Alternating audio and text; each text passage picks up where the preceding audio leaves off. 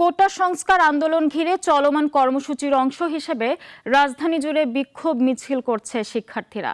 ৯ দফা দাবিতে সকাল ১১টায় রাজধানীর আফতাবনগর, বনশ্রী ও সায়েন্স ল্যাব সহ বিভিন্ন এলাকায় জড়ো হয়ে এই কর্মসূচি পালন করে তারা।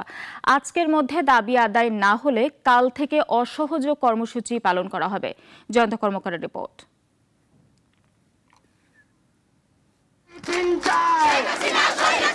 বিক্ষোভ কর্মসূচি পালনে মিছিল নিয়ে সকালে বেশ কয়েকটি বিশ্ববিদ্যালয়ের শত শত শিক্ষার্থী জড়ো হয় আফতাবনগরের ইস্ট ওয়েস্ট ইউনিভার্সিটির সামনে। এ সময় কর্মসূচিতে একাত্মতা জানাতে শিক্ষক অভিভাবকরাও যোগ দেন সেখানে। এ সময় ৯ দফা দাবি আদায়ে একযোগে নানা স্লোগান দেয় শিক্ষার্থীরা। তারা বলে, দাবি আদায় না হওয়া পর্যন্ত তারা ঘরে ফিরবে না। এ সময় শিক্ষার্থী হত্যার বিচার দাবি করে তারা।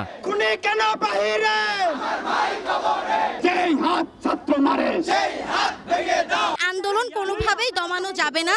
আমরা আছি, আমরা থাকবো, এবং যতদিন না আমাদের দাবি পূরণ হচ্ছে আমরা থামবো না। এই দাবিগুলো পূরণ না পাই তাহলে আমরা কালকে থেকে অসহযোগ আন্দোলনের জন্য নামবো এবং আমাদের দাবি মানতে হবে, এটা স্পষ্ট। সরকারের কাছে আলটিমেটলি জানিয়ে দিতে চাই যে ছাত্র সমাজ যদি চায়, ছাত্র সমাজ একত্রে হয়ে সবকিছু দমন করতে পারে। বৈষম্য বিরোধী যে কোনো রকমের অন্যায় অত্যাচারের বিরুদ্ধে আমাদের সোচ্চার হতে হবে। আমরা হচ্ছে জাতির ভবিষ্যৎ, আমরা জাতির মেরুদণ্ড। আমাদের সাথে যদি ওনারা এরকম করে, ওনারা দেশের সাথে কি করতেছে? ওরা দেশটা তো কারো বাবার না। আন্দোলনকারী শিক্ষার্থীদের সাথে একাত্মতা জানিয়ে অভিভাবক শিক্ষকরাও জানান, দাবি আদায়ে শিক্ষার্থীদের সাথে রাজপথে থাকবেন তারা। তারা বলতেছে ছাত্রদের হয়রানি করে না, তারা হলে ছাত্রদের এই কেন ধরা হচ্ছে? তৃতীয় পক্ষ বলতে কি বুঝাইতেছে?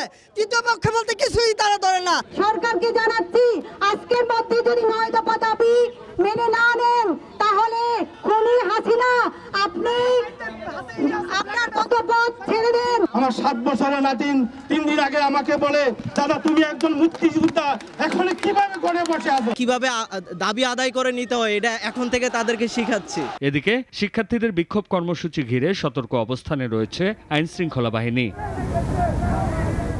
জয়ন্ত কর্মকার, নাগরিক, ঢাকা। একমাত্র ওয়ালটন এসি দিচ্ছে ১ বছরের রিপ্লেসমেন্ট গ্যারান্টি এবং কম্প্রেসারের ১০ বছরের গ্যারান্টি।